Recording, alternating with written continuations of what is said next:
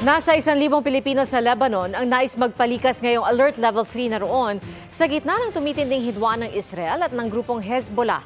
Pero may mga Pinoy na nag-aalangan pang lumikas. Tinutukan niya ni Mav Gonzalez.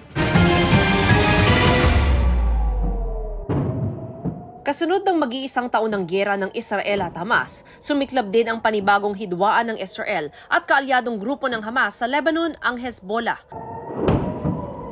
Sa pinakahuling pambobomba ng Israel sa southern Lebanon, 10 ang namatay, kabilang ang 2 bata ayon sa Hezbollah. Kahapon pa hinihikayat ng Philippine Embassy sa Lebanon ang nasa 11,000 Pinoy roon na wag nang hintaying lumala ang giyera at lumikas na hanggat bukas pa ang mga paliparan.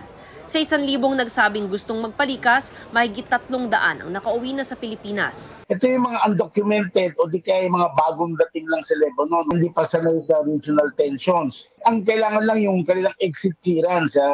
Kasi yung pagbabayad ng plane ticket, bayad ng pamahalaan yan. Ang Overseas Workers Welfare Administration nanawagan sa mga kaanak o kakilala ng mga OFW sa Lebanon na pakiusapan silang umuwi muna sa Pilipinas. Si Bernadette Giyang, na 8 taon ng OFW sa Beirut, Lebanon, hindi raw muna lilikas kahit pinauuwi na ng kanyang pamilya sa Pilipinas. Hindi naman po ako nag-aalala. Pero yun lang, gusto ko pong lumipat na sa kung may lipatan po ako.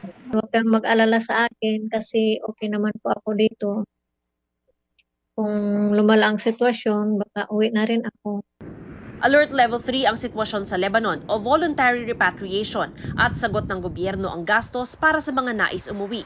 Minomonitor din ng DFA kung kailangang iakyat ito sa Alert Level 4 o mandatory repatriation. Sabi ng Department of Migrant Workers, handa silang tumulong sa paglikas. Tense ang sitwasyon.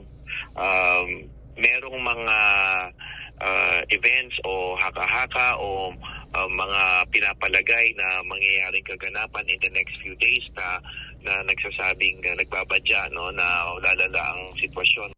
Kung hindi makakaalis ng Lebanon, pinapayuhan silang lumikas sa mas ligtas na lugar sa labas ng Beirut, South Lebanon at Bekaa Valley. Para sa GMA Integrated News, Mav Gonzalez, nakatutok, 24 oras.